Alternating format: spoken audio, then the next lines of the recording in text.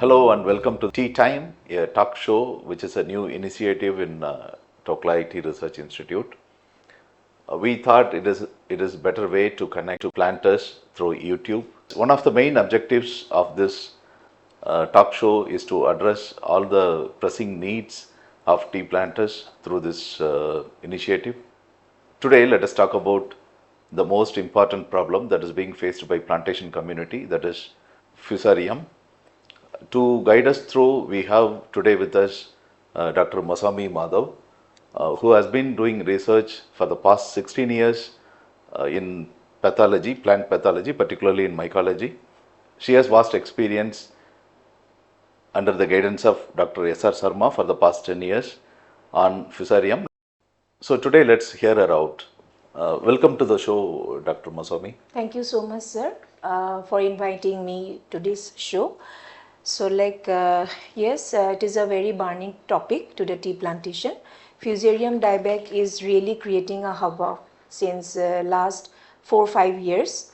We would like to understand the history of Fusarium. Like, when was it first reported in tea gardens? Any idea?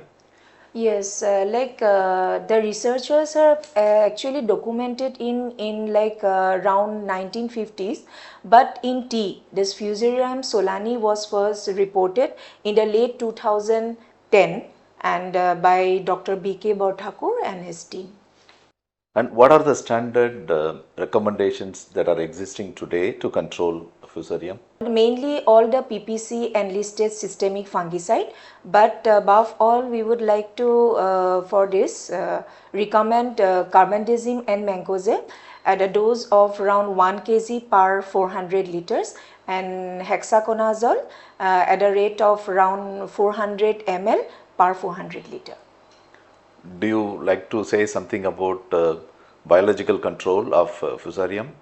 There are many biological bioagent which really controls Fusarium dieback disease. So according to our research, we have found that around 2% of trichoderma, it really works well, and bacillus is also good, and we are finding out some more bioagents such as pseudomonas and all. So we are going to, research is going on. So like presently I would recommend 2% of trichoderma and a consortium of trichoderma and bacillus also. There are always doubts in the minds of plantation community, like whether they can mix both biological control agents and the inorganic molecules. Like, is that really worth doing it?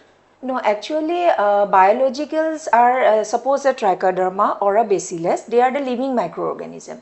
So when we add chemical to it, suppose the other fungicide, suppose a carbendazim or hexaconazole, so it would definitely, it will matter a lot, because biological and biological we can make a consortium, but chemical and biological it is not suitable. So it is actually not recommended. Not recommended. Okay, that's means good. We can use, but Yeah. after a break, Yes. like for 7 to 10 days or sometimes 15 days also. Yeah. What's the kind of crop loss that is being recorded, or you heard about, or the complaints that are coming from industries? What kind of crop loss they are talking about? Yeah, crop loss, it's nearly like 20% to 60% crop loss, but it varies. It varies from 20 to 60% accordingly, because it is region specific, and the climate, environmental condition also matter, so it varies. The other important aspect people always ask is, like, once it gets into the field, how long it is going to take to, or how long it is going to take for us to eradicate that disease? Is that really possible to eradicate? Sir, it's to be true, it's not a matter of days to eradicate. It takes a very long time. Once it gets settled in the soil, it's almost next to impossible for many years, because it exists in the soil for many years. So, but yes, it can be controlled with suitable IDM tools.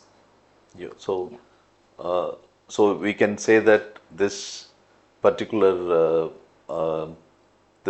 microbe is living in the soil also? Yes.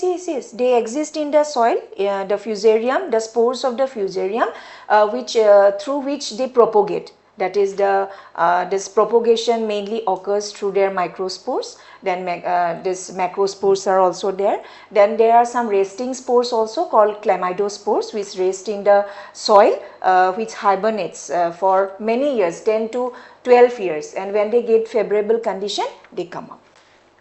Do you have any forecast that how this is going to affect next year's crop or next year's tea cycle? It's really very unpredictable, but to say if like the temperature and humidity goes on increasing, then I think there is every chance for outbreak, future outbreaks. Is there any particular recommendation you wanted to say for the planters to save their first flush in the year to come?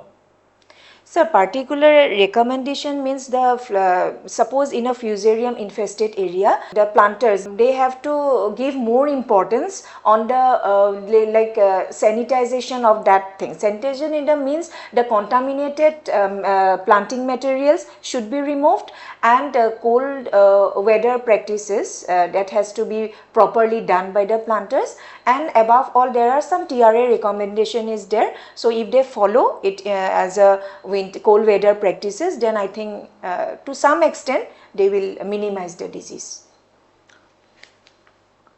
And coming back to your question on signs, always being debated, whether this one is a primary or secondary infection. So yes, it's really a debatable question.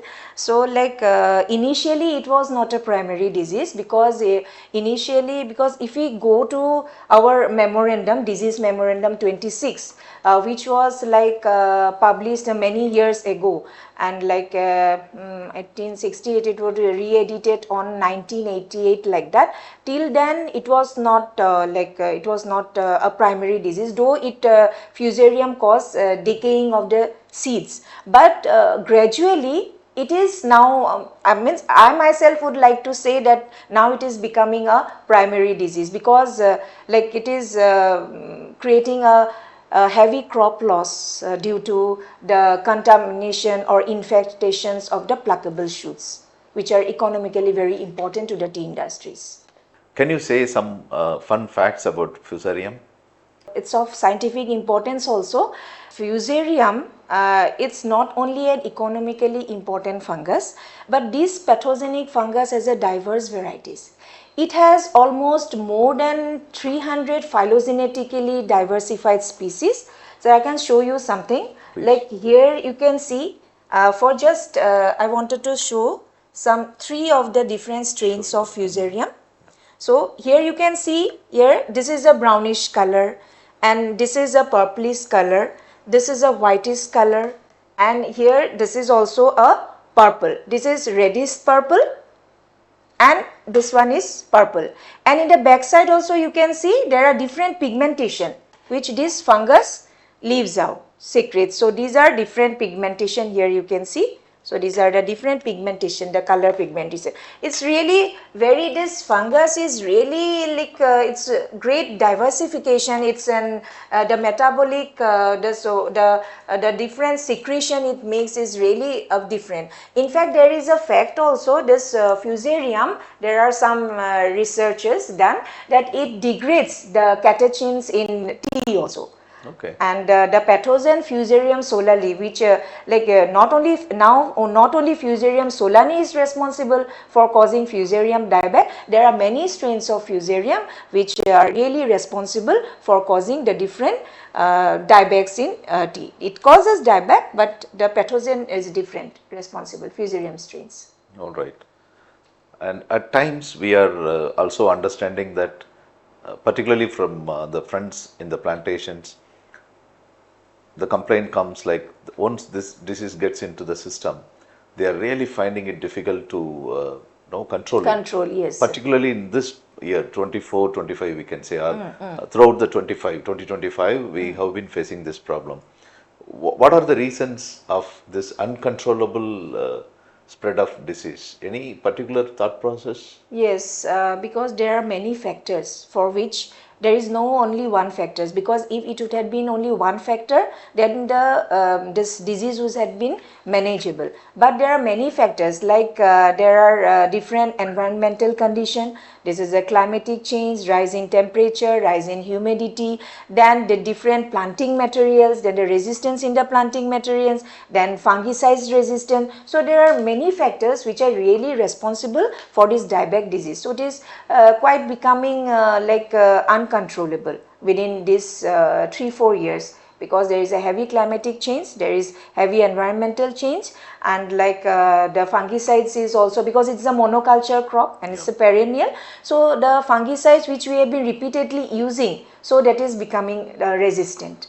So that is why it's, and it has a very diverse carriers also. This air is responsible, in the air flora also you can find the spores, then in the rain splashes also, from this That was- contaminated tools also, like Yes, that. yes. In fact, that was the next question I thought of asking you, because once again the plantation used to ask us, how is it really spreading?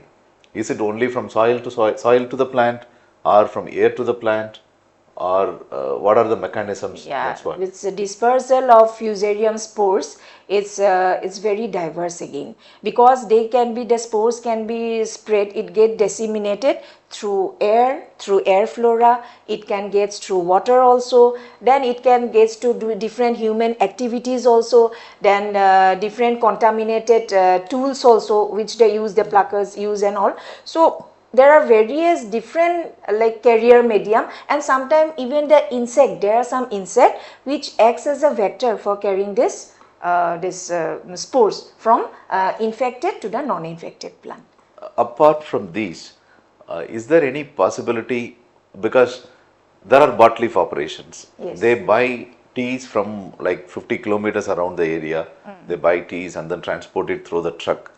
Is there any possibility while transporting through the truck, if some leaves are falling on the roadside, they can also contribute for the nearby tea gardens? Yes, definitely, because if suppose a truck passes and suppose some leaves, contaminated twigs is fall off, so if they find, if in the debris it will remain, if the spores is there, if it is viable, if they get a favorable condition, then it will definitely infect a healthy plant also.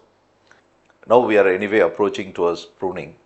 So do you recommend, from the disease point of view, do you recommend the pruning litters to be preserved on the tea plantation area or to be removed from the plantation? What is our So opinion? according to me, my recommendation is that if that section which is to be pruned, if it is infested with Fusarium dieback, then I would not suggest to suggest the pruning litters. They should be discarded actually, and discarded and burned off. And before that also we have some TRA has also already recommended some process, so we have to go through that process. So that way we can minimize this infestation rate of Fusarium dieback. You are visiting the gardens, and then how many rounds of sprays that people are talking about to control this disease during this part of the year? It is again some specific severity of the disease. It's according to the severity. Mainly we recommend for 10 to 15 rounds, interval, 10 to 15 days interval rounds, 2 to 3 rounds. So mainly 2 rounds, but if the severity it exists, if the infestation rate exists, then we can go for 3rd round. So that is in 10 to 15 days intervals. Thank you, Dr. Mosami Madhav. It has been so nice of you to come to this show and then sharing your experiences. Thank you I so hope much. this will be useful to the planting community. Thank you so much, sir. Thank you. Thank you.